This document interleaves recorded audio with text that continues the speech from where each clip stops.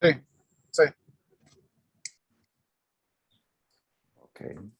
Perfecto. Bien, buenas tardes a todos. Nos encontramos en el seminario de la red matemática Gracia, que quiere decir la red de grupos, relatividad, álgebra, combinatoria, integrabilidad y aritmética. El acrónimo de Gracia, el acrónimo de la red es Gracia porque tenemos también como misión dar por gracia lo que por gracia recibimos.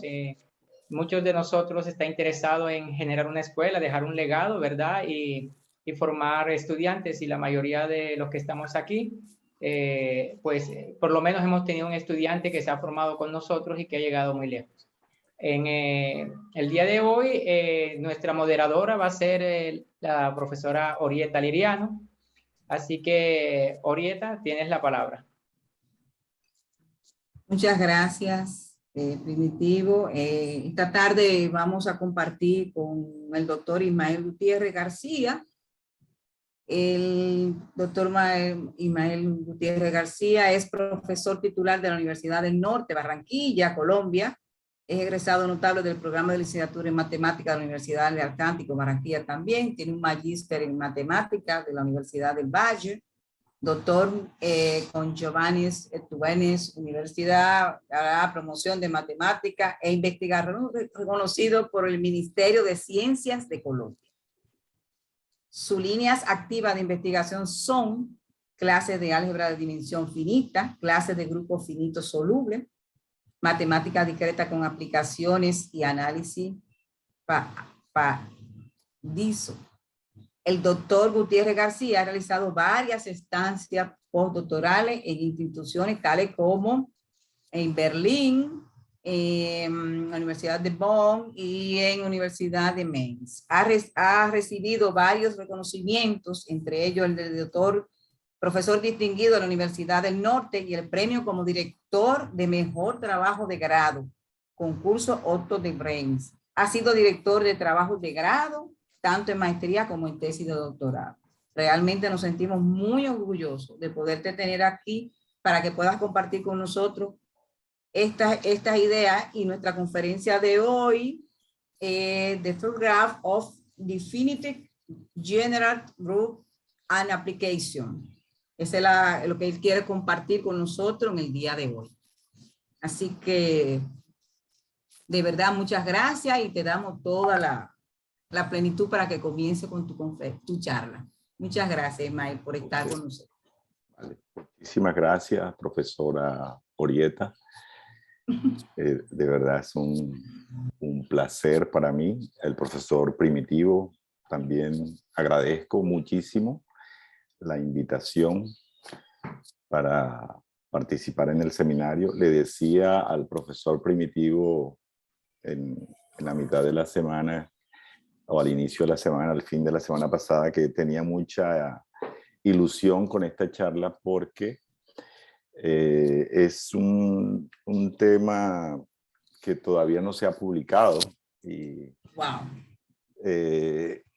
muchas de las cosas que voy a compartir con ustedes hoy pues las van a escuchar por primera vez. Es una idea muy interesante, es una idea sencilla, pero muy interesante, y han surgido como muchas conexiones y pues yo estoy con toda disposición para apoyar al profesor Primitivo en lo que fuese necesario, porque me parece muy relevante lo que el profesor dice sobre la necesidad de hacer escuela. En Latinoamérica tenemos esa dificultad, digo yo. Algunos llevan ya más ventajas que otros, pero en Colombia no, en particular no ha sido fácil, y pues, espero que para ustedes les auguro como un buen resultado por este tipo de iniciativas. Bueno, quiero compartir entonces la pantalla. Aquí un segundo, por favor. Aquí, ok, ahora sí. Momento. Creo que no funcionó. Ahora sí, vamos a intentarlo otra vez. Ahora sí, perfecto. Entonces, por favor, me confirman que se ve bien ahí. Sí, ya se está compartiendo. Perfectamente. Ok. Quisiera ponerlo aquí como modo pantalla, pero no sé. Bueno, parece que no está funcionando. Vamos a aumentar aquí simplemente aquí, cierro esto. Perfecto. Ahí está bien, sí. Bueno, entonces, entrando en materia, queremos definir lo que es un T-grafo de un grupo en principio finitamente engendrado. Muchos de los ejemplos que vamos a considerar son grupos finitos, pero en principio podría tenerse la disposición como para situaciones un poco más generales. La idea de la charla es considerar estos cuatro pequeñas secciones. Vamos a recordar, tenía la impresión que iba a haber estudiantes de todos los niveles, entonces quería como hacer algo así como empezar desde Adán y Eva. Entonces, pero vamos a ver si no es necesario, podemos avanzar un poquito más rápido. Yo quería hacer algo sobre algunos conceptos que van a aparecer de teoría de grafos, cosas elementales de teoría de grupos. Luego sí, presentar los resultados que tenemos sobre este concepto de T-grafos y finalmente mirar una aplicación que sería como los códigos de cuadrícula o códigos, sí, no sé cómo llamarlos, o de una malla o algo así. Y mirar que algunos de los resultados de la teoría clásica de códigos pueden obtenerse en este nuevo contexto, en este nuevo universo. Bueno, listo. Entonces, la teoría de grafos, no sé por qué razón, voy a disminuir un poquito aquí. Sí, creo que sea mejor. La teoría de grafos nace en este famoso problema de los 7 puentes de Königsberg. Y la pregunta que se hacía en esa época, en 1700, era esto que ustedes observan aquí, el famoso problema es un río y dividía el centro de la ciudad en estas 4 regiones, A, B, C y D, y estaban estos 7 puentes, ¿no? Entonces, una pregunta de Euler era si se podía salir de una región, digamos, por ejemplo, D, cruzar los 7 puentes, sin pasar 2 veces por un mismo puente, recorrer las 4 regiones y regresar al mismo punto. Entonces, luego esto se modeló, digamos, un problema vigente durante cierto tiempo. Posteriormente se modeló con algo de teoría de grafos. Voy a mirar aquí. La situación es esta. Cada vértice del grafo es una de las regiones y cada arista entre una región y otra corresponde a un puente. Ahí están los 7 puentes. Y luego hay un teorema muy interesante y es que dice que para que existan ese tipo de circuitos o de recorrido en un grafo, los grados de los vértices, es decir, la cantidad de aristas que inciden en un vértice debe ser un número par. Y aquí en ninguno de los casos ocurre. Entonces, efectivamente, no podía existir tal paseo. Bien. Insisto en que debería haber una forma de colocarlo en modo de presentación para... Control L. Eso intenté con control L, pero no me funciona. No sé por qué. Si no... Ana L. Que no me funcionó. Voy a cerrar aquí esto a ver si ahora sí. Ahora parece que sí. ¿Está completo ahora? Sí. ¿O para ustedes sigue igual? Está un poquito más amplio ahora. Ok, bueno. Sigue o sea, se visualiza bien ahí. Perfecto, listo. Bueno, muchas gracias. Bueno, entonces este es el concepto clásico de lo que es un grafo. Una pareja de un conjunto B, que se llaman los elementos vértices del grafo, y un conjunto E. Ese conjunto está formado por conjuntos con 2 elementos, donde cada elemento pertenece al conjunto de vértices. Si quisiera, hay contextos donde es importante la dirección. Piensen, por ejemplo, en sistemas de transporte o cosas por el estilo. Entonces los grafos aparecen dirigidos. En nuestro En nuestro problema, los grafos vamos a considerarlos no dirigidos, entonces simplemente son conjuntos, no parejas ordenadas, de vértices. Aquí tenemos un pequeño ejemplo, como un conjunto de vértices, 5 vértices. ¿Aló? ¿Aló? Sí, Creo que sí. no está pasando. O sea, tienes que compartir otra vez lo que tú pusiste más grande. Ah, vale, ok, perfecto. Entonces voy a compartirlo otra vez. Vamos a ver. Dejar de compartir y lo vuelvo a compartir.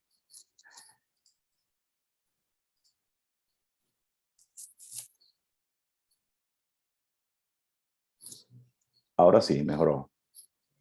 O da igual. Eso, hice lo que me dijo. Ahora cambió de página igual que ahorita. Ok. Bueno, vamos a continuar así a ver qué pasa. Bueno, entonces tenía aquí el ejemplo de un grafo sencillo. En este caso tengo los 5 vértices y las aristas son estos subconjuntos, repito, de B con 2 elementos. Y en este dibujo, pues, los círculos corresponden a los vértices y cada rayita que conecte 2 vértices es una arista. Es muy conocido. Algunos conceptos que vamos a usar, por ejemplo, el grado de un vértice, como dije ahorita, lo vamos a anotar de esta manera, es simplemente el número de aristas que inciden en ese vértice. Y un grafo que va a aparecer más adelante es el grafo de línea o el grafo de camino. Entonces son estos grafos en los que existen dos vértices, perdón, de grado 1, y si hay otros, además de los 2 de grado 1, si hay otros, todos tienen grado 2. Esa es más o menos la idea de lo que es un grafo de línea. En este caso, el vértice 1, el vértice 5 tienen grado 1, solamente incide una arista sobre él.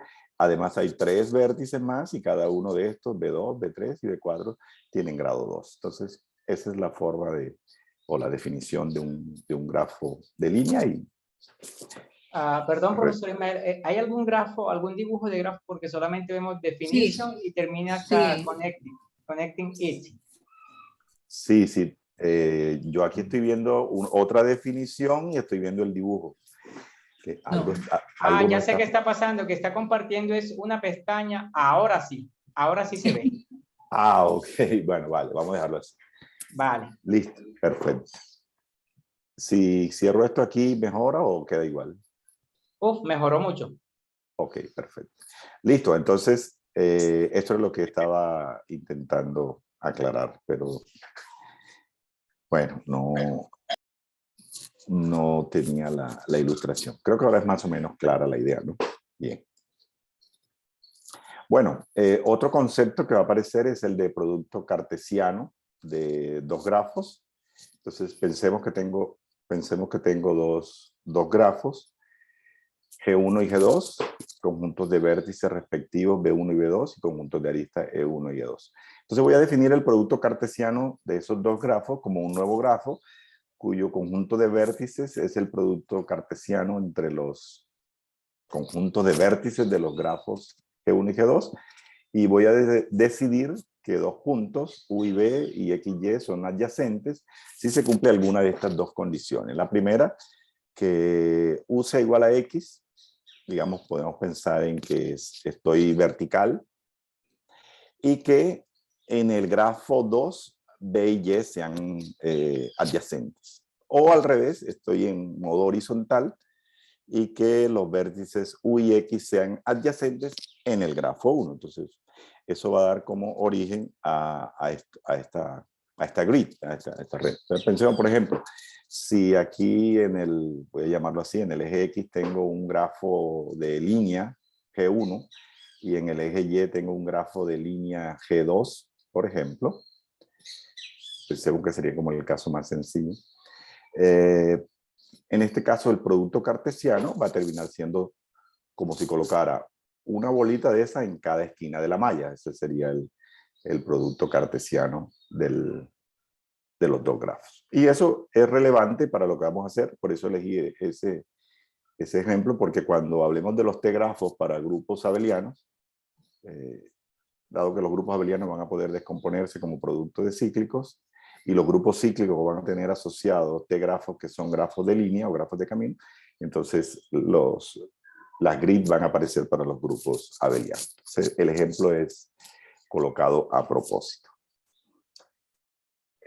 Un concepto más es el de cuando dos grafos son isomorfos. Pues la idea es sencilla. Yo voy a decir que dos grafos son isomorfos si puedo construir una biyección entre los conjuntos de vértices B1 y B2, de tal manera que se preserve la adyacencia. Decir que se preserve la adyacencia es decir, cada vez que yo tome dos vértices adyacentes en el grafo 1, por ejemplo, V, y le aplico la función f a los vértices u y b, y obtengo otro conjunto f de u, f de b, ese también debería ser adyacente en E2. Entonces, ese va a ser un concepto muy, bueno, de hecho es un concepto relevante para procesos de clasificación y todo eso dentro de la teoría de grafos. Para nosotros también va a ser importante porque tenemos varios resultados muy interesantes de cómo se puede caracterizar el T-grafo asociado a un grupo diédrico, digamos, en general. Y este concepto de isomorfía de grafos va a aparecer ahí. Por ejemplo, estos son dos grafos muy sencillos, los grafos completos K4. Aquí tengo una representación de K4. Completo significa todo vértice adyacente con el resto. Y aquí tengo otra representación del mismo grafo, y estas terminan siendo grafos isomorfos. En este ejemplo es sencillo porque yo puedo mandar a B1 a cualquiera de los 4 y luego mandar a B2 a cualquiera de los 3 restantes, y así sucesivamente, y puedo verificar sin complicaciones que se cumple esta propiedad de la preservación de la adyacencia. Y esto es interesante o es importante dentro de la teoría de grafos porque también está asociado, relacionado con el problema de la planaridad de los grafos. Entonces, en este ejemplo, es una representación no plana del grafo K4, mientras que aquí sería una representación planar o plana de K4. Igual eso no es por el momento importante para nosotros. Pero el concepto de isomorfía es relevante. Bien, creo que este es el último concepto, si no estoy mal, el concepto de grafos bipartidos. Un grafo se va a llamar bipartido si el conjunto de vértices se puede partir en dos subconjuntos y la partición es tal, no necesariamente deben tener la misma cantidad de elementos. Aquí porque quiero hacer un comentario al respecto, son 3 y 3, pero podría ser que los marrones tengan solo 2 y los amarillos tengan 4, es decir, y los 6 siguen formando el conjunto de vértices original, pero no tienen que ser igual. Listo. Y lo importante es que la adyacencia, por ejemplo, si estos vértices marrones forman el conjunto U y estos vértices amarillos forman el conjunto B, y el conjunto U unido B corresponde al conjunto de vértices del grafo G, la única posibilidad de que haya una arista entre dos vértices es que correspondan a vértices que están en conjuntos distintos. Uno está en U, el otro está en B. Es decir, observen que no hay aristas entre los vértices marrones, ni tampoco hay aristas entre los vértices amarillos. Es así intuitivamente la idea de lo que es un grafo bipartido. Tiene muchas aplicaciones dentro de la teoría de grafos, por ejemplo, cuando se quiere clasificar personal para cierto tipo de ofertas laborales que existen dentro de una empresa, los grafos bipartidos son interesantes. Este es un problema muy conocido en el ambiente de la teoría de grafos, que es el famoso problema de los 3 servicios. Piense que tengo agua, luz, gas, los marrones, y tengo acá tres apartamentos, y quisiera llevar los 3 servicios a cada apartamento en un plano, es decir, no es posible que las líneas se crucen. Entonces, es una cosa sumamente interesante porque la solución al problema que lo hizo Kuratowski, aparecieron conceptos muy interesantes topológicos, como los de homeomorfismos y cosas de entre grafos, y aparecieron unos grafos muy especiales que fueron el grafo completo de orden 4 y el grafo bipartido completo K33. Entonces, lo central es que ese tipo de problema en el plano no es soluble o resoluble. Y terminó siendo este grafo bipartido interesante. Bueno, pero solo quiero que nos quedemos con la idea del grafo bipartido, que es lo que va a ser importante para lo que sigue. Bueno, cosas que tal vez no debería repetir. Ya en la charla pasada, Orieta, con lujo de detalles, trató todo esto. Voy a hacerlo relativamente rápido. Voy a tener un grupo finitamente generado, como dije en principio, y pensemos que ese grupo tiene un conjunto de generador M, que tiene n elementos. Entonces vamos a decir que el grupo es de longitud n, pensando en conectarlo con cosas de la teoría de códigos. Es conocido del curso básico de teoría de grupos, que cuando tengo un grupo finitamente generado, cada elemento del grupo termina siendo una palabra con caracteres en el conjunto de generadores M, y eventualmente van a aparecer potencias positivas o negativas. En el contexto finito, simplemente esos épsilos van a variar entre 0 y el orden del elemento -1, por ejemplo. Pero en general podría plantearse de esa manera. Cuando el grupo tiene un conjunto con n generadores, entonces vamos a decir que es un grupo n generado, y en el caso de que sea generado por un solo elemento, el grupo se llama cíclico. Una cosa importantísima es esta última, para nuestra teoría, para lo que queremos presentar, y es que vamos a suponer que todos los grupos que consideramos finitamente generados tienen la propiedad de que, fijado el conjunto generador de G1 a Gn, digamos, podemos pensar así en términos del álgebra lineal como si tuviese una base o algo por el estilo.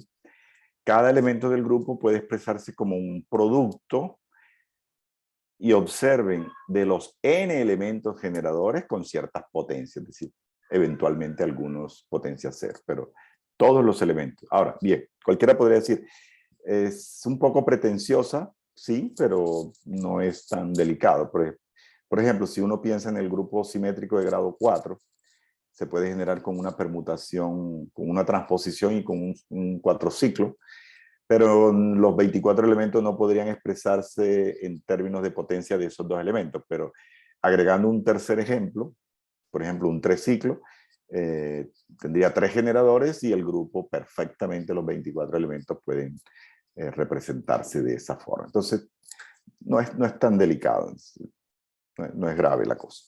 Bien, pero es fundamental que en el grupo finitamente generado cada elemento pueda presentarse de esa manera o expresarse de esa manera.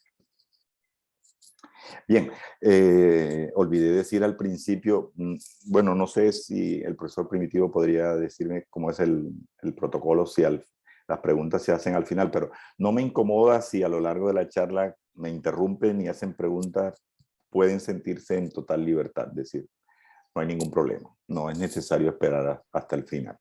Sí, lo bueno de nuestro seminario es que no hay un protocolo establecido, sino que como es un trabajo, digamos, de querer compartir lo que tenemos, y hay personas interesadas, pueden preguntar en cualquier momento.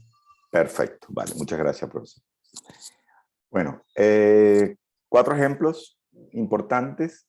El problema clásico, el teorema clásico, los grupos abelianos finitos se pueden descomponer como productos directos de cíclicos, y cada elemento de esos G1 hasta Gn tiene un determinado orden, digamos epsilon J.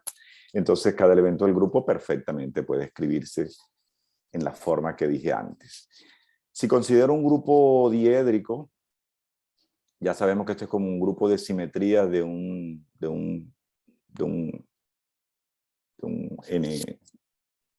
polígono regular con n lados, un n-gon, vamos a decirlo así. Y este es un elemento de orden 2, este es un elemento de orden n. Podríamos pensar reflexiones, rotaciones, y además esta relación entre los dos generadores me permiten entonces asegurar que cada elemento del grupo diédrico va a expresarse como un producto de una potencia de alfa por una potencia de beta. y esta alfa va a correr entre 0 y 1, la potencia, y este beta va a correr entre 0 y n-1. Entonces, todo bien aquí. El grupo de los cuaterniones es un grupo no abeliano de orden 8, tiene esta presentación famosa. Interesante es que para el caso cuando n vale 4, que tenemos el grupo diédrico con 8 elementos, es un grupo abeliano. Este grupo de los cuaterniones no es abeliano, pero resulta sumamente chévere que la forma de expresar los elementos, voy a regresarme de esta última, el cuarto punto, son iguales. Entonces, ahí empieza uno a observar que probablemente hay que empezar a hilar un poco más fino porque la estructura del grupo puede que sea relevante, puede que no sea relevante. Ahorita miramos más de cerca el comentario que estoy haciendo. Y lo otro fue lo que dije, que el grupo simétrico se puede generar con estos 3 elementos, alfa, beta y gamma, y terminan, como ya lo dije, cada elemento expresado como una palabra de esos 3, con ciertas potencias. Bien, eso lo vamos a mirar, esos ejemplos. Bueno, ahora sí, vamos a empezar a ir aclarando el título de la charla. ¿Qué es un tegrafo? Entonces, la idea que se nos ocurrió fue, en teoría de códigos, teoría clásica de códigos, todo se ha hecho en teoría clásica usando la distancia de Hamming. Y en los años 50, 60, luego en los 90, intentaron hacer teoría de códigos sobre la estructura aditiva de un cuerpo finito, es decir, en esencia, considerar códigos sobre grupos abelianos, usando la métrica de Hamming, y lo que se obtuvo, eso fue como hasta los años 96 tal vez, resultados como un poco desalentadores. Es decir, por ejemplo, los ejemplos que abordaron eran códigos que tienen unas distancias mínimas muy pequeñas, pobres, de hecho, y luego esos trabajos, unos trabajos de Forney, al final puedo mostrar la literatura, también fueron más adelante considerados los trabajos de Forney, y hay un paper muy famoso de un grupo de Brasil, el profesor Interlando, que probó que los códigos sobre la estructura aditiva de un cuerpo finito asintóticamente se comportaban mal. Entonces, eso empeoraba la cosa con relación a un futuro de una teoría de códigos sobre grupos, no aprovechando la estructura de espacio vectorial completa de un cuerpo, sobre un cuerpo finito. Es decir, esto, la teoría ahí como murió, no fue más interesante, pero lo que nosotros teníamos como la idea era que realmente el problema era la distancia. Entonces, algo que empezamos como a analizar, bueno, ¿qué alternativas tenemos? Entonces nos ocurrió, bueno, una métrica que aprendimos desde que estábamos en nuestro primer curso de topología, es la métrica del taxista, o la métrica de Manhattan, y entonces, que es el caso P igual 1 para la métrica de Minkowski. Entonces, aprovechando que cada elemento del grupo finitamente generado se puede expresar de esta manera, entonces vamos a definir una nueva métrica sobre este grupo, de tal manera que yo pueda saber qué tan lejos, qué tan cerca están dos elementos del grupo, expresados de esa forma. Entonces, lo que voy a considerar son los exponentes respectivos en los generadores, y voy a calcular esta diferencia, los valores absolutos de esta diferencia, y luego sumo sobre todos los generadores. Es decir, la clásica métrica de Minkowski que aprendimos en los cursos básicos de topología. Bien, efectivamente esa es una métrica, no hay problema. Y teniendo eso, ya tenemos muchas opciones. Uno, considerar el grupo como el conjunto subyacente de un cierto grafo y decidir la adyacencia o no de dos elementos del grupo en términos de la distancia de Minkowski. Una. Dos, podemos pensar en tomar subgrupos de un grupo, dotarlos con la métrica de Minkowski y pensar en retomar una versión novedosa de los códigos de grupos y ver si el panorama sigue siendo oscuro como en la década de los 90 o si hay resultados más interesantes. Bien, esa era más o menos la idea o la motivación. Bien, entonces vamos a definir un T-grafo. Entonces tengo un grupo finitamente generado con n generadores y bla, bla, bla, bla, todo lo que he dicho. Y voy a tomar un parámetro T entre 1 y n. Recordemos, n es la cantidad de generadores del grupo. Entonces yo voy a decir que el T-grafo asociado al grupo G es la pareja GE, es decir, el conjunto de vértices va a ser el grupo. Y voy a decir que dos elementos en el grupo son adyacentes si la distancia de Minkowski entre ellos dos es exactamente T. Ese es el punto. Entonces, bien, entonces el siguiente paso es, vamos a ver ejemplos. Vamos a ver, comencemos con las cosas más sencillas. Entonces resulta que si considero un grupo cíclico, agradablemente sale que el T-grafo del T-grafo asociado a un grupo cíclico termina siendo un grafo de línea, o por lo menos el 1-grafo termina siendo un grafo de línea. Y en la medida en que el T aumenta, se pierde la conexidad del grafo. Ese concepto no lo dije, pero lo puedo aclarar rápidamente. Cuando uno tiene un grafo, ese grafo se denomina conexo. Si he elegido dos vértices dentro del grafo, siempre puedo encontrar una secuencia de aristas del grafo que me lleva de un lado al otro, de un vértice al otro que elegí previamente. Ese es el concepto de conexidad. Cuando eso no pasa, es decir, que tenga dos pedazos del grafo inconexos, entonces cada una de esas componentes, si resulta conexa, entonces decimos que el grafo tiene componentes conexas. Más o menos la misma idea del concepto de conexión de la topología. Bien, entonces fíjense, este es un ejemplo muy, muy agradable, muy simpático. Para T mayor que 1, los grafos asociados a un grupo cíclico terminan siendo como pedazos de grafos de línea, hasta que el T, por supuesto, supere el orden del generador, quedaría solamente puntos aislados, es decir, tendría en este caso m componentes del grupo, cada punto aislado del conjunto. Y cuando T vale 1, termino teniendo un grafo de línea. Bien, entonces uno automáticamente puede pensar, y no es tan delicado, es decir, si yo tengo ahora dos grupos cíclicos, me voy a devolver acá, aquí, si tengo dos grupos cíclicos, cada grupo cíclico tiene asociado, pensemos en el 1-grafo. El 1-grafo de un grupo cíclico tiene asociado un grafo de línea. Pensemos que el vertical es del grafo G1 y el horizontal del grafo G2.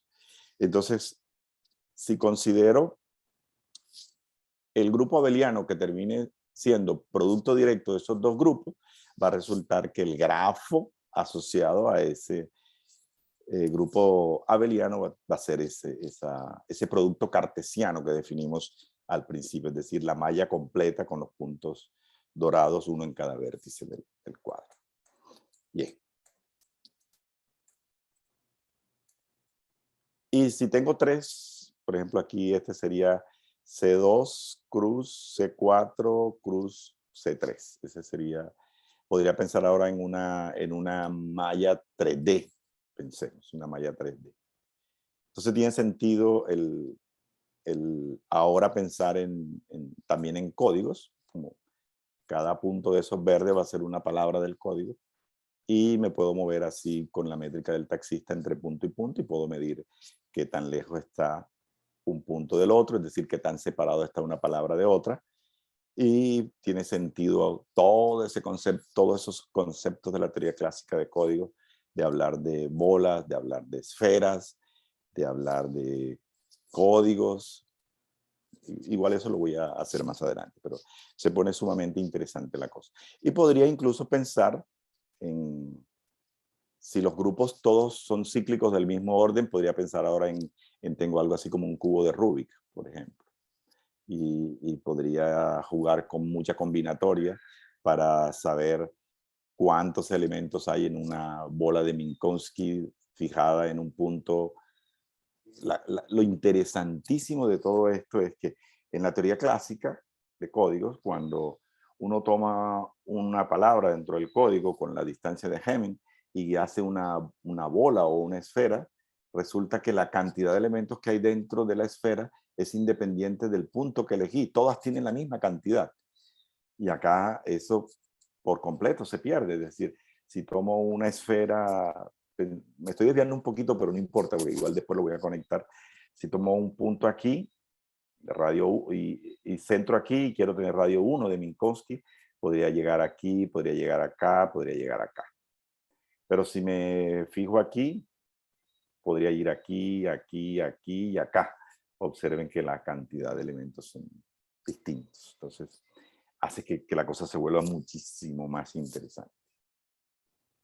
Bien, estos son los ejemplos que miré ahorita, del grupo diédrico y del grupo de los cuaterniones. Para el caso, cuando n vale 4, resulta que tengo el diédrico, que serían las simetrías del cuadrado, y el grupo de los cuaterniones, y expresando tanto los elementos de uno como del otro en la forma que queremos, resulta que ambos tienen la misma estructura, es decir, todos los elementos pueden verse de esta manera.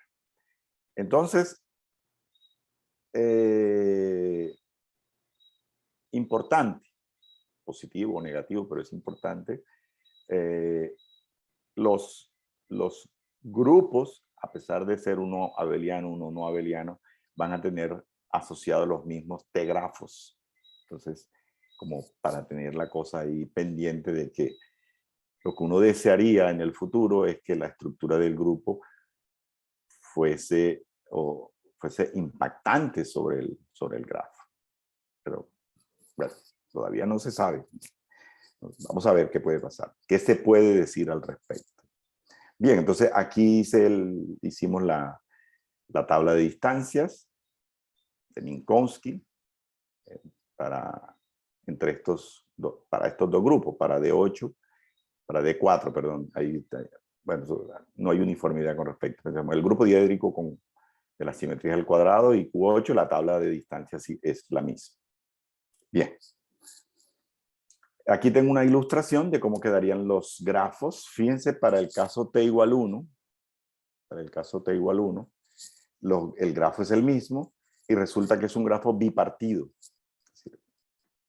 Observen que no hay arista entre los vértices verdes y no hay arista entre los vértices azules y solamente hay aristas entre vértices con colores distintos. Entonces, interesante. Cuando t igual 2, el grafo se vuelve no conexo, pero pensando en términos de coloración de grafos, no quise llenar tanto de eso. Aquí en este t igual a 2 la coloración aumenta. Se necesitan 3 colores para colorear las componentes del grafo. Cuando t vale 3, se pierde igualmente la conexidad, pero se vuelve cada componente bipartida. Y en el caso t igual 4, aparecen 2 componentes que son grafos de línea y los otros son componentes con puntos aislados. Pregunta que todavía no hemos abordado, pero que está ahí. ¿Se puede decir algo sobre quién imponer condiciones para que los puntos aislados del grafo terminen siendo un subgrupo del grupo, por ejemplo? Eso es una cosa, en mi opinión, muy interesante y todavía no tenemos qué decir al respecto, pero muy interesante. ¿Qué pasa con la conexidad? ¿Qué pasa con la cantidad de aristas? ¿Qué pasa con la planaridad de estos grafos?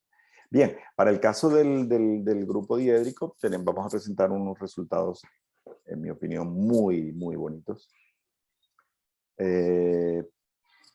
Ahora quiero ver esta pequeña observación. Es sencillo ver que si yo tengo un subgrupo de un grupo finitamente generado, los t-grafos del subgrupo terminan siendo subgrafos del t-grafo del grupo G. Es decir, eso es apenas razonable. Lo otro es que si dos grupos son isomorfos, tenemos la prueba, si dos grupos son isomorfos, los T-grafos terminan siendo como grafos isomorfos. Pero el recíproco de esta afirmación es falsa, como vemos ahorita. Los cuaterniones y el grupo de simetría de un cuadrado tienen el mismo T-grafo y son grupo uno abeliano y el otro no abeliano. O sea, claramente no isomorfos. Entonces, bien, eso es lo que acabo de decir. Y miren estos 4 resultados, en mi opinión, mucha combinatoria, muy lindos, pero bueno, la belleza es muy relativa, ¿no? A mí me parece muy lindo. Para el caso de, no importa quién sea N, si yo tengo un grupo diédrico, el unografo del grupo diédrico siempre es bipartido, siempre. Segunda propiedad, cuando T es mayor que 1, no T es mayor que 1, independientemente de quién esté, yo puedo determinar cuántas aristas tiene el T-grafo asociado al grupo diédrico. Y es 4 por n menos t más 2. Y para el caso cuando t vale 1, el unografo tiene exactamente 3n menos 2 grafos. Y fíjense, ese resultado surge de ver aquí como quedarse mirando un poco lo que está pasando en este, porque cuando tomamos n igual 5, es decir, que aparece el diédrico con 10 elementos, los grafos eran similares, bipartido, 2 componentes con línea, 2 componentes con línea y resto de puntos aislados, es decir, el patrón permanecía. Entonces luego lo que quedaba era decir, bueno, vamos a intentar contar en contexto general, porque tenemos mucha información o toda la información sobre cómo es la estructura del grupo diédrico, que es una estructura sencilla, ¿no? Bien, entonces, tercer resultado, cuando t vale 2, el 2 grafo asociado al grupo diédrico de grado n tiene 2 componentes conexas isomorfas. Entonces, miren, es exactamente esto que está aquí. Cuando t vale 2, siempre pasa una cosa como esta. Entonces, la observación fue importantísima. 2 componentes conexas isomorfas. Bien. Último es cuando considero el n-grafo del grupo diédrico de orden 2n o de grado n en este caso. Ese tiene 2n-1 componentes conexas y 2 de ellas son grafos de línea. Son grafos de línea y además con solo 2 vértices. Entonces, vuelvo al grafo de este caso particular. Aquí está. En este caso t igual 4, fíjense, hay 1, 2, 3, 4, 5, 6 componentes conexas y de las 6, 2 son grafos de línea con 2 vértices. O sea, este patrón se repite cada vez que cambio el n por 4, por 5, por lo que sea. Estos me parecen unos resultados muy bacanos, como decimos en Barranquilla. No sé cómo se dice bacano en dominicano. Usted sabe, profesor Primitivo, ¿no? No lo recuerdo ahora, no sé si Franci ahorita lo recuerda. ¿Cómo se dice? Okay. Como que es muy bueno. Ok, bueno. Bueno, pero ese es un lenguaje callejero de Barranquilla. Bueno, listo, seguimos. Ahora sí, una última parte. La aplicación de los T-grafos a los códigos de grupos, es decir, los grid codes como una nueva versión de los códigos de grupos. Entonces, la cosa es relativamente simple. Tengo mi grupo con las mismas características del inicio. Entonces, yo voy a decir que C es un código de grid de ese grupo G. Si es un subgrupo, obviamente siempre estamos pensando dotado con la métrica de Minkowski para P igual 1. Cuando el grupo es generado por n elementos, ese n va a terminar siendo uno de los parámetros del código. La cantidad de elementos que tenga el subgrupo es otro parámetro. Y D sería la distancia mínima. En este caso, distancia mínima significa tome la distancia sobre dos elementos arbitrarios en el grupo, empiece a correr sobre todos los elementos del grupo y calcule la mínima distancia. Es decir, piense como el orden de G combinatorio con 2 y de esa cantidad tomo la mínima. Obviamente me interesan siempre elementos distintos. Y eso van a ser los parámetros del código. Aquí hay algunos ejemplos. Si tomo el grupo de los cuaterniones, puedo pensar en estos grupos, estos subgrupos. Miren que están expresados en términos de, como dije antes. Y estos serían los parámetros del código. Estos dos primeros serían códigos muy sencillos, distancia muy pobre 1, pero aquí aparece ya con distancia 2. Bien, se puede generalizar, como en la teoría clásica de códigos, los conceptos de esfera, de bolas, como dije ahorita, exactamente igual. La única diferencia es que estamos cambiando la métrica. No tenemos la distancia de Hamming, tenemos la métrica de 1, de Minkowski. Y este es un resultado extremadamente bonito y que solo necesita álgebra lineal de primer semestre. Es cuando yo tengo el grupo finitamente generado y construyo el grafo con el t-grafo, con la métrica de Minkowski. Cuando t vale 1, es decir, cuando hablo del 1 grafo de ese grupo finito G, y supongamos que los elementos del grupo son estos n, hay un concepto y es el de matriz de adyacencia del grafo. Es una matriz de ceros y unos, simplemente en una posición hay un 1, digamos en la posición IJ hay un vértice, hay un 1, si el vértice BI y el vértice BJ son adyacentes. Del resto pongo 0. Entonces, eso es lo que se conoce como la matriz de adyacencia del grafo. Entonces, usando ese concepto de la matriz de adyacencia del 1 grafo asociado a este grupo finito, yo puedo determinar cuántos elementos hay en una esfera, es decir, pensemos así como en un círculo. Obviamente aquí la geometría es un poco más cuadrada. Es cuadrada. Entonces, es precisamente esta cantidad FI, donde FI es el número de no ceros, de entradas no nulas, que hay en la iésima fila de la résima potencia de la matriz de adyacencia. Este R es el radio con el que quiero construir la esfera. Y es una cosa muy chévere porque lo que se prueba en álgebra lineal es que si yo tengo un grafo, tomo la matriz de adyacencia y empiezo a hacer potencias de esa matriz de adyacencia, las entradas que van apareciendo en esa potencia R simplemente me está contando de cuántas formas puedo ir del vértice I al vértice J. Ese numerito que hay en la posición IJ de la matriz a la R. Entonces, este concepto fue importantísimo para poder saber cuántos elementos tiene una esfera cuadrada, en este caso por la métrica de Minkowski.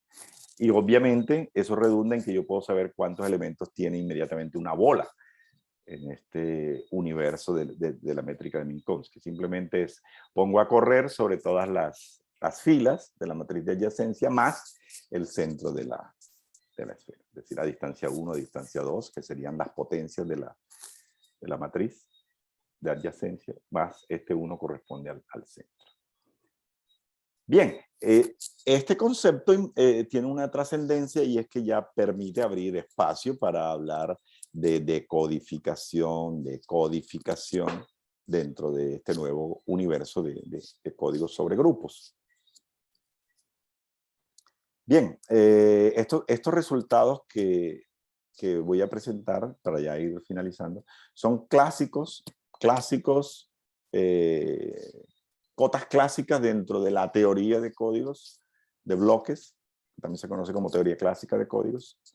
Entonces lo que observamos es que se pueden establecer más o menos los mismos resultados. Algunos no tan buenos como en la teoría de sobre espacios vectoriales sobre cuerpos finitos, pero estamos como haciendo ajustes, es decir, son resultados que hemos obtenido, pero susceptibles de mejorar. Esa es más o menos la idea. Entonces, esta es una versión de la cota del empaquetamiento esférico o de la cota de Hamming que existe en la teoría clásica de códigos. Entonces, yo tengo un grupo finitamente generado G y este C es un subgrupo de ese grupo, y como código, con la distancia de Minkowski, termina teniendo estos parámetros. Si yo defino T como D-1 medios, parte entera, o función piso de eso, y defino este eta T de C como el tamaño mínimo de las bolas,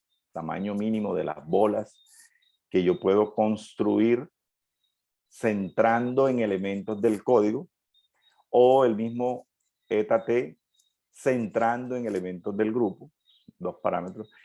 Este AGND es exactamente igual como en la teoría clásica de códigos, representa el máximo tamaño posible para un código de grid dentro del grupo. Entonces, es el máximo posible, está acotado por estos dos cocientes, estos dos números. Este concepto del empaquetamiento esférico de la distancia de Hamming en la teoría clásica de código es fundamental porque es la base para el desarrollo de toda la teoría de perfección de código, es decir, el concepto de código perfecto. En la teoría clásica de código, yo tengo el espacio vectorial FQ a la n.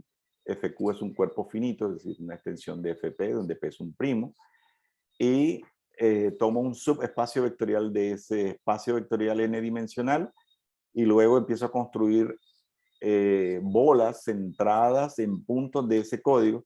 Si luego la unión de todas esas bolas disyuntas, y precisamente el radio que hay que tomar es esta parte entera de D-1 medio, siendo D la distancia mínima del código, logro cubrir todo el espacio vectorial FQ a la n, entonces el código se llama perfecto.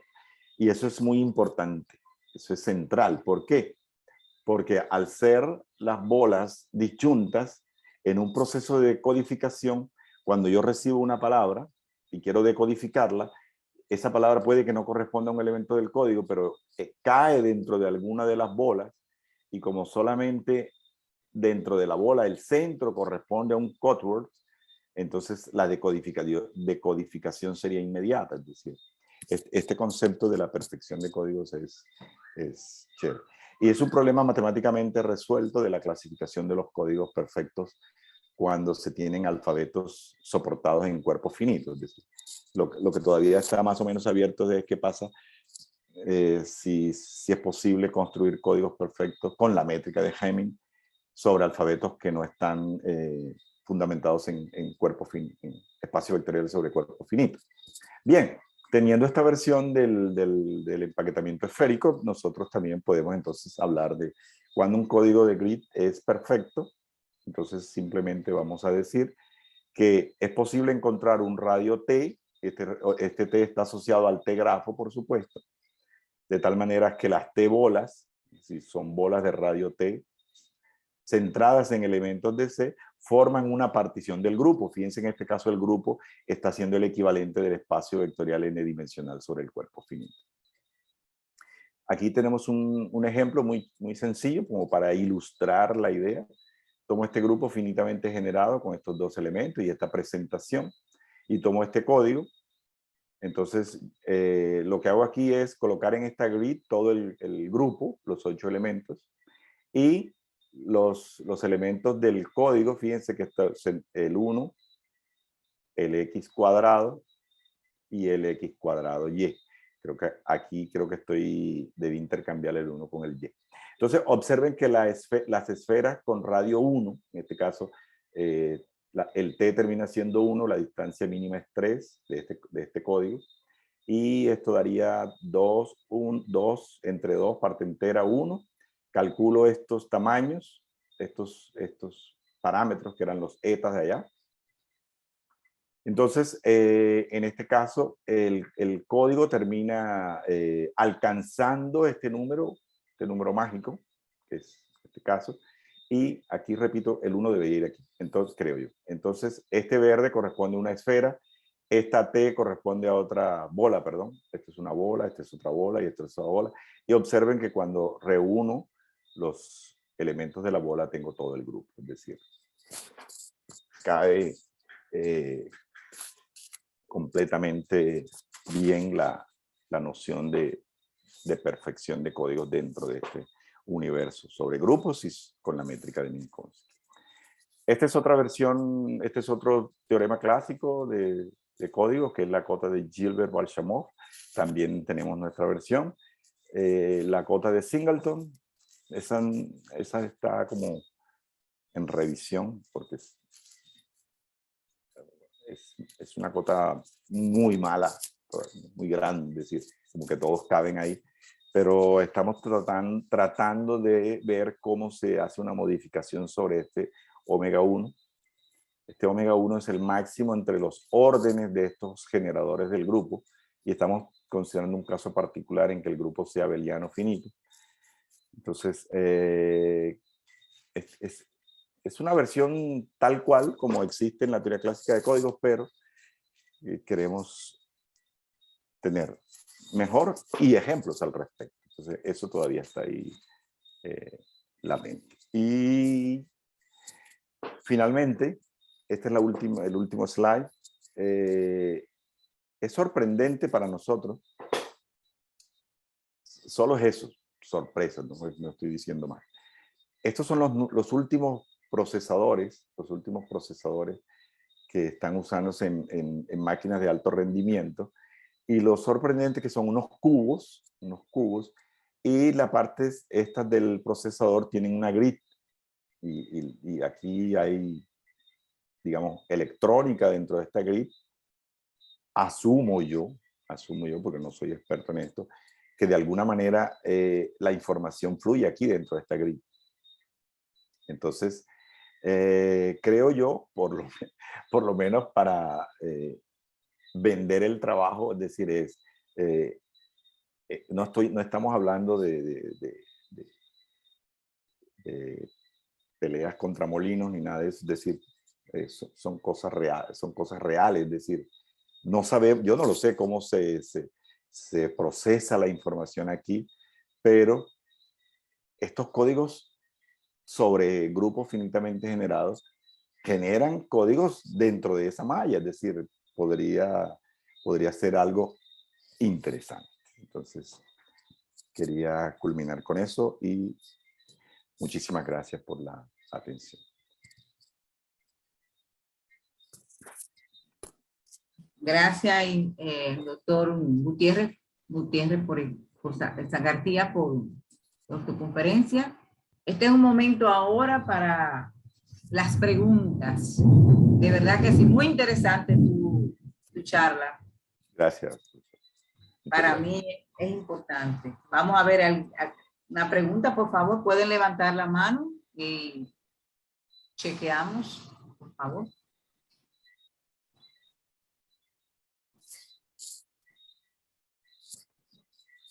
No todo al tiempo. Preguntas, dudas, aclaraciones, ideas. Yo quería preguntar al final. Lo voy a dejar para el final. Voy a darle la palabra, que le des la palabra a otras personas primero. Vale. Ok, vale. Sí. Ahorita el profesor Xavier Terán tiene la mano levantada. Mira, sí. Ok. Javier, ¿puedes preguntar, Javier, por favor? Tienen la oportunidad. Bueno, primero que todo, muy buenas tardes o buenas noches ya. Agradecer por tan bonita charla. Me sentí bastante confabulado con ella, con una gran hermandad. Quería primero preguntarle al doctor Ismael si había ya, o sea, si tenía algún artículo sometido, radicado con respecto al tema para leer más a fondo sobre él, debido a que me interesan mucho los trabajos relacionados con grafos. Y vi que abarcaba de cierta manera algunos aspectos que yo también considero en algunos grafos dirigidos que he trabajado, ¿verdad? Entonces, otra pregunta, eso es por un lado, ¿verdad? Y por otro lado, otra pregunta que quería hacerle era si, o sea, estos T-grafos, ¿verdad? Que se generan o de los cuales se les saca la matriz de adyacencia cuando trabaja con esos grupos específicos, ¿pertenecen a una familia ya conocida o son meramente esos T que ellos que definió en su trabajo? Muy bien. Bueno, primero, no, el trabajo no ha sido publicado. Estamos en eso. ¿Podría usted enviarme un correo y apenas tenga la versión definitiva, se la puedo enviar sin ningún problema? No tengo misterio con eso, pero todavía no tengo la... Es más, si quiere le mando lo que tengo, no hay ningún problema. Si puedo... Perfecto. Ahí en el chat le compartí mi correo, doctor. Ya lo tengo, perfecto. Voy a pegarle un segundo. Un comentario. Profesor Xavier Terán es profesor aquí en República Dominicana, en el IFODOSU, pero él es cartagenero. Qué bien, pero ya perdió el acento. Ya perdió el acento. Sí, Okay. Ismael, yo soy cartagenero, soy egresado de la Universidad de Cartagena, Alexander, el pregrado en ya matemáticas. casi tiene que darme el teléfono. Y yo te dije que tiene que estar al lado de la niña. Y Okay. Voy a necesitar el teléfono. hay alguien que tiene el micrófono. Alguien tiene el teléfono, el audio abierto, por favor. Pensé que era que estaban regañando a Xavier ahí. No, para nada. Sí, Ismael, yo soy egresado de la Universidad de Cartagena como matemático y hice maestría en matemáticas en Puerto Rico. Precisamente mi tesis de maestría fue basada en teoría de grafos, ¿verdad? Okay. Me imagino que tú has escuchado mucho acerca del transient en sistemas dinámicos discretos. Sí. Y has escuchado entonces una familia de grafos que maneja unos ciclos y estos ciclos que tiene esta familia de grafos están conectadas en un wedge, en un wedge point. Entonces, allí se utilizan unas propiedades de ellos que estos nos generan unos sistemas dinámicos, ¿verdad? Unos sistemas dinámicos en espacios de dimensión finita. Y estos sistemas dinámicos finitos, pues lo que buscamos es que sean de punto fijo. Vemos cuál es los que son de punto fijo y cómo es las propiedades que tienen estos grafos de estos sistemas dinámicos que son de punto fijo. Pero allí también sale esta parte de generar estas matrices de adyacencia, que efectivamente cuando se elevan a la potencia, lo que se está observando es que meramente el exponente es el camino más grande, uno de los caminos más grandes que se encuentra desde un punto I, J, o desde un vértice I hasta un vértice J, y que se demora en nuestro trabajo. Ese camino pasa por todos los ciclos. Y particularmente esos wedge points, esos puntos que unen a varios ciclos del grafo.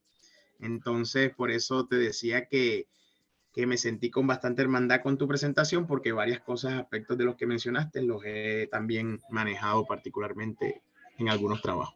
Qué bueno. Con relación excelente. Con relación a tu segunda pregunta, este joven que aparece aquí con quien estoy trabajando es un estudiante del pregrado de la carrera de matemáticas y él está considerando grupos más grandes, está trabajando con GAP y además quiere hacer su monografía examinando o mirando cómo es la parte de la teoría espectral de estos T-grafos.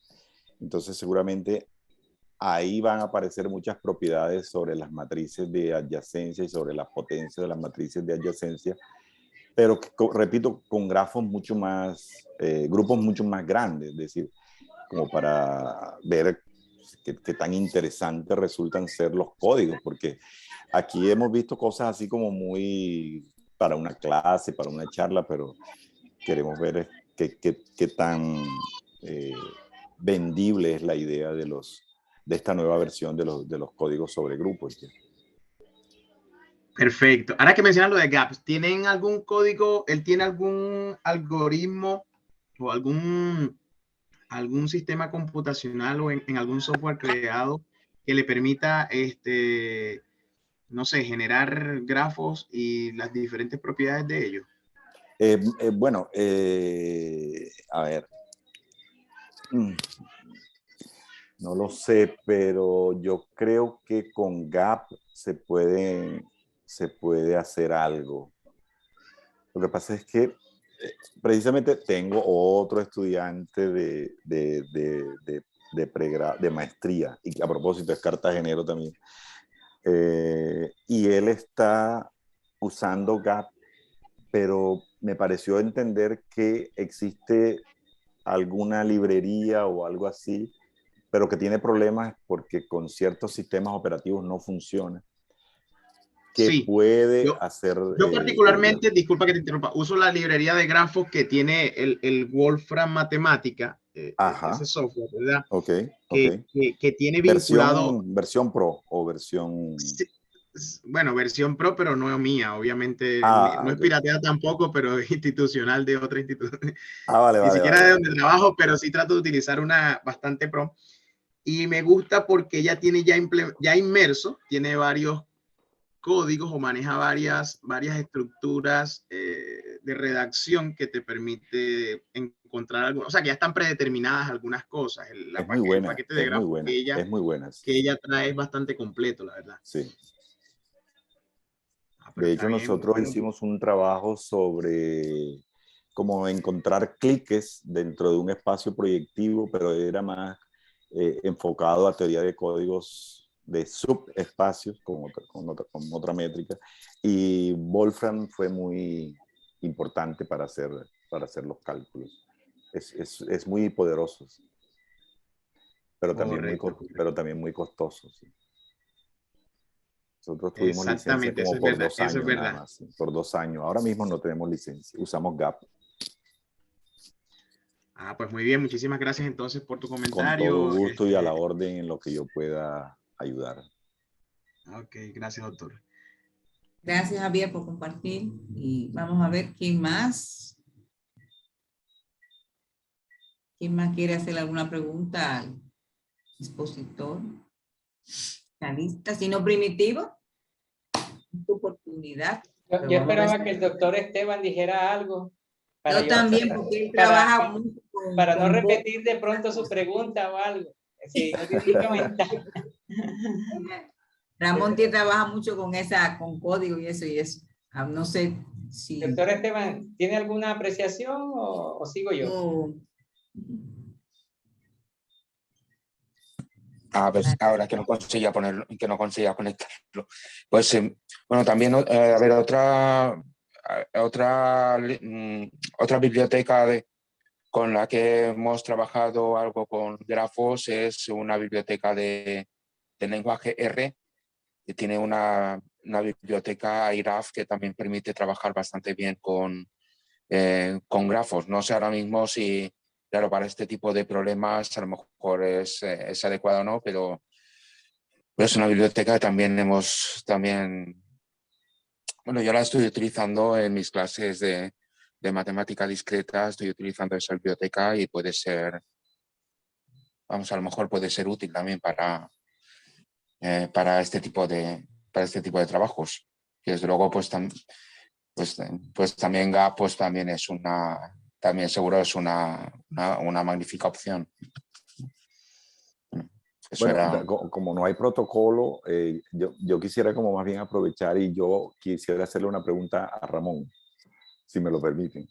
no, Sí, claro, adelante. abierto. Ok, vale. Voy a dejar de compartir aquí esto y voy a compartir aquí un OneNote y hago mi pregunta. Es algo que estoy trabajando con un estudiante de pregrado también. No sé, se volvió de moda en Uninorte la teoría de grupos, o por lo menos los tegrafos volvieron de moda la teoría de grupos en Uninorte. Entonces hay unos estudiantes que tenemos la siguiente inquietud. A ver, ahí se ve el OneNote, sí. Sí, se ve, se ve. Profesor, sí, sí. Ok, Se ve, se perfecto. ve. Perfecto. Claro. Entonces, yo podría tener, tengo G, un grupo finito, y voy a definir un grafo sobre, vamos a cambiar la letra, como, no sé, pongamos una G más extraña. el conjunto de vértices sea, perdón, el conjunto de vértices va a ser, voy a llamar así, B de G, ahora claro qué es eso, y el conjunto de aristas. Entonces B de G podemos pensar como en el látiz de los subgrupos de G, ¿de acuerdo? El conjunto de subgrupos de G.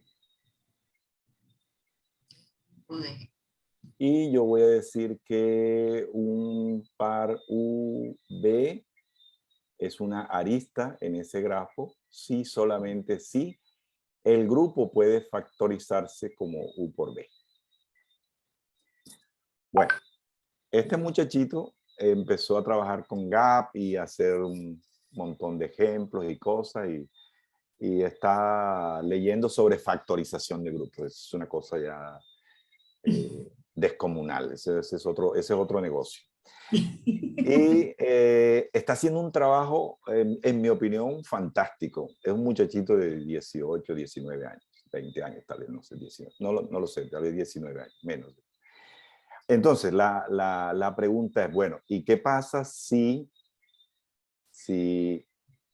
pienso en la misma idea del grafo, la misma idea de adyacencia, pero yo quisiera que el grupo,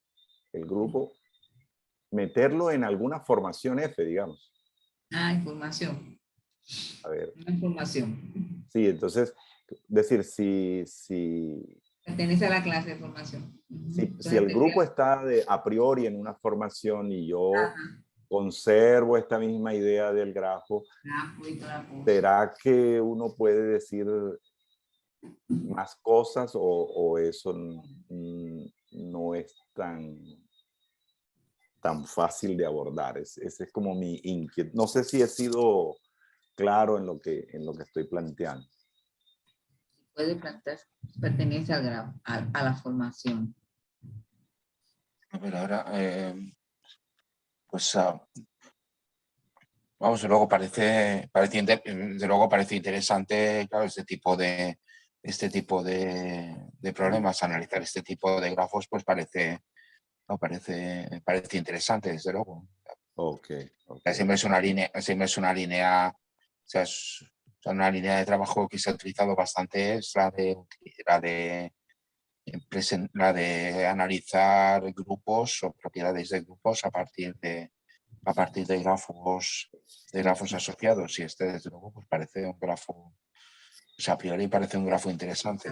Pero lo que no sé, no tengo ahora mismo, claro, no sé exactamente, a ver, claro, no se me ocurre ahora mismo si el hecho de imponer que el grupo esté en una formación, si va a darnos algo interesante sobre estos grupos. Pero bueno, estoy pensando, por ejemplo, en grupos que admiten, en grupos que admiten por ejemplo, a lo mejor que admiten una triple factorización, que aquí pues tendrían que aparecer, pues eso, tendría que aparecer por lo menos un triángulo en este tipo de grafos. Claro, puede ver si hay que tendríamos, pues en determinadas condiciones tenemos que si dos de los vértices, o si los vértices están en alguna formación, pues el grupo entero también lo está. No sé si ese es el tipo de resultados que esperáis obtener, o el papel de la formación aquí. Bueno. Sí, bien, perfecto, me gusta lo que dice, pero la idea, mi inquietud, y apenas lo estamos como tratando de formalizar la idea, y es si el pertenecer a priori en una clase de formación, clase de fitting, clase de shunt, lo que sea, impacta en algún sentido el grafo. Ese es como más o menos la idea. Ya, ok. Ya. Claro, si el estar en una formación aporta algunas propiedades a la permutabilidad de subgrupos que sean. Correcto. Hay muchos trabajos hoy.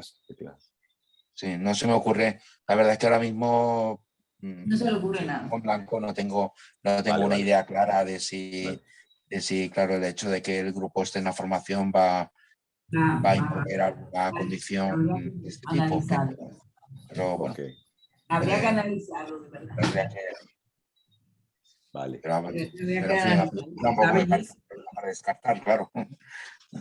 Vale. No tengo Hay muchos trabajos es un matemático italiano de Padua, Andrea Lucchini, y ha hecho mucho sobre grupos y grafos, pero básicamente la idea es más o menos igual.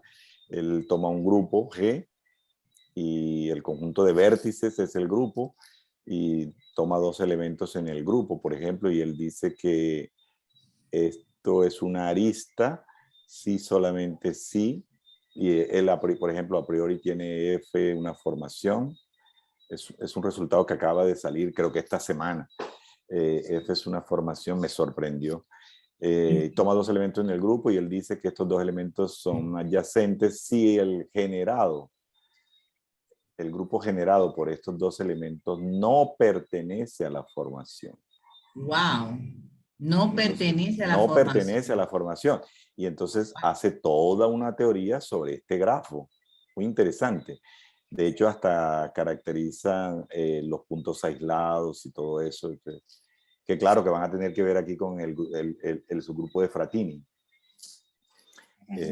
O por lo menos algo tiene que ver el subgrupo de Fratini para este caso. Pero me llamó la atención esto y creo que, bueno, no sé, voy a leer el trabajo, pero me sorprendió que, no sé si tú lo conoces, Ramón. El trabajo este no lo he mirado, es lo Andrea Lucchini, sí que. Ah, ok. Sí, Andrea Lucchini sí que lo conozco. Vale. Porque también pues, he estudiado algunos trabajos suyos sobre subgrupos maximales de unos determinados índices y demás, pues que pues sí que los he ido estudiando bastante. Vale. No sé, digo, este trabajo la verdad es que no lo he leído, pero desde luego pues eso parece una idea interesante considerar este grafo. Sé que yo sí que tenía algún trabajo donde estudiábamos donde caracterizábamos pues algunas propiedades de permutabilidad de grupos precisamente a través de algún grafo, un grafo en el que aparecían pues los subgrupos del grupo y en fin, pues los relacionábamos en función de alguna relación de que permutaran dos subgrupos, algo parecido a lo de antes, pero bueno, en vez de que simplemente que el producto sea un subgrupo, bueno, ahí lo que considerábamos eran clases de conjugación y decíamos que hubiera uno de una clase que permutara con uno de otra, y eso permitía caracterizar en términos de alguna propiedad del grafo, que por ejemplo pues si el grafo ese era un grafo completo, por ejemplo, pues teníamos una propiedad del grupo. Okay. Luego claro, la propuesta esta que estás haciendo con tu estudiante, pues me parece, claro, me recuerda un poco a algunos a ese tipo de resultados. Pues ver a ver qué pasa con ese grafo. Pero ya digo que ahí pues a veces eso de estudiar pues cuestiones de componentes conexas, elementos de vértices aislados y demás, pues suelen dar propiedades interesantes, pues en este caso de algún subgrupo, de algún elemento, según lo consideremos. Claro, vale. Este trabajo de Lucchini ya era más o menos conocido. Paul Erdős consideró este caso todo igual, pero él se preguntaba qué pasaba con el grafo cuando el generado de estos dos elementos no era abeliano, por ejemplo. Fue el primer ejemplo. Es un trabajo clásico de Paul Erdős. Y después aparecieron resultados como, bueno, y ahora voy a quitar abeliano y pienso, ¿qué pasa si el generado de los dos elementos no es nilpotente o no es resoluble? Y se dijo mucho sobre los grafos. Y creo que Lucchini lo que hizo fue como, bueno, generalizar todo eso a una formación. ¿Ya? Sí, sí que recuerdo algunos resultados. Vamos, sí que recuerdo que había cosas publicadas de esos resultados en los que el generado por dos no fuera resoluble o en esa, claro, en esa línea. Así que probablemente pues sea una generalización de ese tipo de resultados. Ahora mismo no los tengo en mente, pero me suena, eso me recuerdo, eso, este tipo de resultados pues cambiando la formación por resolubles o otra vez. Sí. Sí, también es potente eso, sí. Bueno, esto en realidad, que esto empezaría, pues el grafo, eso sí, estaba en el grafo el grafo de conmutación, o sea, dos elementos que estén unidos por una lista cuando no conmuten, claro, o sea, que el grupo que generen no sea un grupo abeliano. Vale, ya. Ese sí que, pues también es un grafo que se ha estudiado también bastante, aunque ahora mismo no recuerdo los, o sea, sé que se ha estudiado, pero no recuerdo ahora los resultados que se han publicado sobre ese grafo. Ok. De hecho, no sé si el caso supersoluble o superresoluble se ha considerado, no lo sé, pero bueno, ya poniendo una formación creo que la cosa queda resuelta. Muchas gracias, Ramón. Vale, a ti. Bueno, muchas gracias a los dos por realmente compartirnos estas ideas. De verdad nos sentimos, de verdad que sí, muy halagados, ¿verdad, Primitivo? Podamos disfrutar este intercambio. Por supuesto. Aunque estamos pasados de la hora, ha sido productivo y la verdad, agradecerles a todos. Orieta, ya me has dado la palabra, ¿verdad? Que no quiero tomarla bruscamente. Sí, no, para ti ya toda la palabra. Pues muchas gracias. Ya de verdad, Primitivo. Sí, agradecerle nuevamente al profesor Ismael por su amabilidad y por el deseo de compartir con nosotros este trabajo. Agradecerle a los participantes. Hoy tuvimos más de 30 participantes que estuvieron entrando y saliendo. Eso indica que pues el seminario está tomando fuerza y que también pues los temas le han llamado mucho la atención a los que incluso pasado el tiempo, porque llevamos 22 minutos por fuera de tiempo, todavía continúan aquí. Les agradecemos a cada una de las instituciones que están participando, bueno, a través de ustedes, porque aquí pues el profesor Ismael Gutiérrez viene está participando, es profesor de la Universidad del Norte, el profesor Ramón Esteban por parte de la Universidad de Valencia, Orieta, Francis, mi persona y muchos otros por parte de la UAS, Universidad Autónoma de Santo Domingo, en particular del Instituto de Matemáticas de la UAS. Tenemos estudiantes de INTEC, estudiantes de UNEF, estudiantes del ISFODOSU, profesores del ISFODOSU, de la Universidad de Talca. Realmente es muy satisfactorio saber pues que conferencias como esta, que profesor Ismael nuevamente agradecido porque es una conferencia que ha conjugado 3 elementos que me interesan.